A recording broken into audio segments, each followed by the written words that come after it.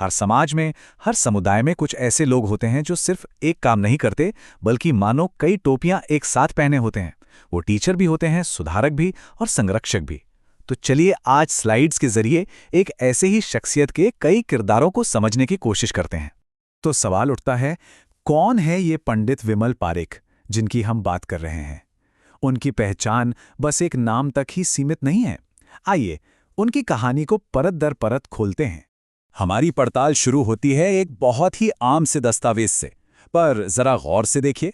एक ही फॉर्म, एक ही व्यक्ति और उनकी भूमिकाएं। किसान संघ के नेता, रोटरी क्लब के सचिव, एक राष्ट्रीय महासभा के प्रवक्ता। यहीं से उनके कई किरदारों वाली कहानी की पहली झलक मिल जाती है। तो सबसे पहले बात करते हैं आस्था और संस्कृति की। ये एक ऐसा मोर्चा है जहां पंडित पारीख परंपरा की जड़ों को मजबूती से थामे हुए हैं और साथ ही आज की दुनिया के लिए एक पुल भी बना रहे हैं। देखिए, किसी भी मजबूत इमारत की तरह उनके काम की शुरुआत भी अपनी नींव से होती है, यानी प्राचीन वैदिक परंपराओं को सींचने और उन्हें जिंदा रखने से। और ये सिर्फ बातें नहीं हैं, इसका सबूत जमीन पर दिखता है। एक तरफ वो आवासीय वैदिक विद्यालय बना रहे हैं ताकि ज्ञान की ये धारा अगली पीढ़ी तक बिना रुके बहती रहे, तो वहीं दूसरी तरफ एशिया के सबसे बड़े वैदिक महोत्सवों का आयोजन करके वो इस संस्कृति को एक ग्लोबल मंच दे रहे हैं। लेकिन कहानी यहां खत्म नहीं होती।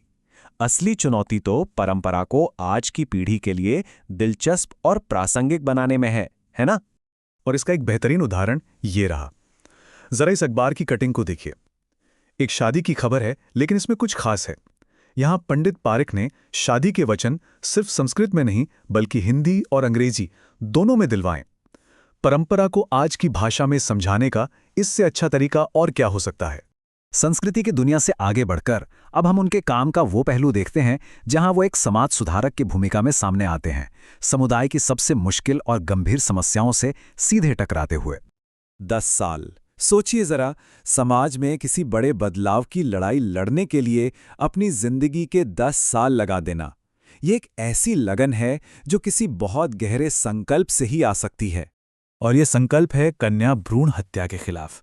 पिछले 1 दशक से वो लगातार शादियों में जोड़ों को एक पवित्र शपथ दिला रहे हैं, अपनी बेटी को इस दुनिया में लाने की शपथ। ये सिर्फ एक सामाजिक संदेश नहीं, ये एक पवित्र वचन है जो वो हर विवाह में दिलवाते हैं। उनका काम किसी एक समुदाय या वर्ग की सीमाओं में बंधा हुआ नहीं है। इस तस्वीर में वो डॉक्टर B.R. अम्बेडकर जयंती के कार्यक्रम में मंच साझा कर रहे हैं। ये तस्वीर अपने आप में बहुत कुछ कहती है। ये दिखाती है कि उनकी पहुंच और स्वीकार्यता समाज के हर तबके में है। समाज के साथ साथ उनकी जिम्मेदारियों में प्रकृति भी शामिल है। तो अब हम उनके व्यक्तित्व के तीसरे पहलू को देखते हैं, पर्यावरण के प्रति उनका गहरा समर्पण। एक ऐसी प्रतिज्ञा जो सालों पहले ली गई थी। अखबार की ये कतरन हमें सीधे 12 साल पीछे ले जाती है। सोचिए, गांवों की तपती धूप में उन्होंने पर्यावरण को बचाने का एक संकल्प लिया और वो संकल्प आज तक जारी है। और वो संकल्प सिर्फ एक वादा बनकर नहीं रह गया, उसका नतीजा देखिए। एक संकल्प और 12 सालों में 1500 से ज्यादा पौधे। ये इस बात का सीधा सबूत है कि कैसे एक छोटी सी प्रतिज्ञा एक बड़े बदलाव की जड़ बन सकती है। और हाँ, पर्यावरण को लेकर उनका नजरिया भी बहुत बड़ा है। ये सिर्फ पेड़ लगाने तक ही सीमित नहीं है।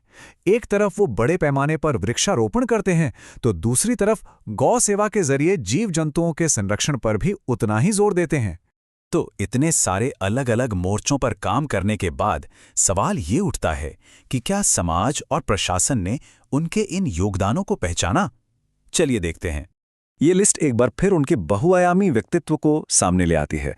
किसानों के नेता से लेकर रोटरी क्लब के सचिव तक और मंदिर समिति से लेकर पुलिस विभाग के सहयोगी तक, उनका असर हर जगह महसूस किया जा सकता है। उनके काम का असर सिर्फ जमीन पर ही नहीं, बल्कि ऊंचे पदों पर बैठे लोगों पर भी हुआ है। जब एक मौजूदा विधायक और किसान संघ के प्रदेश अध्यक्ष दोनों सरकार से उन्हें एक बोर्ड में नियुक्त करने की सिफारिश करते हैं, तो ये दिखाता है कि उनका सम्मान पार्टी लाइन से कहीं ऊपर है। ये जो प्रमाण पत्र है ना, ये सिर्फ कागज के टुकड़े नहीं है। ये स्वतंत्रता दिवस और गणतंत्र दिवस जैसे राष्ट्रीय पर्वों पर उनके सालों के लगातार योगदान का सबूत है, जो बताता है कि उनकी सेवा को लगातार सराहा गया है। और मान्यता का ये सिलसिला यहीं नहीं रुकता।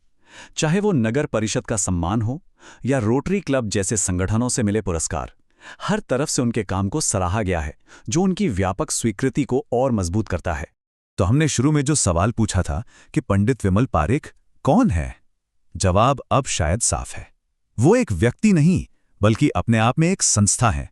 वो एक आध्यात्मिक मार्गदर्शक हैं, एक समाज सुधारक, एक पर्यावरणविद और एक सांस्कृतिक प्रवर्तक, सब कुछ एक साथ। यही तो एक आधुनिक सामुदायिक नेता की असली पहचान है। और ये पूरी कहानी हमें एक बड़े सवाल पर सोचने के लिए छोड़ जाती है। आज के दौर में एक सच्चे सामुदायिक नेता का मतलब क्या होता है? शायद इसका जवाब एक ही व्यक्ति के अंदर कई भूमिकाओं को निभाने और समुदाय के हर पहलू की सेवा करने की क्षमता में ही छिपा है।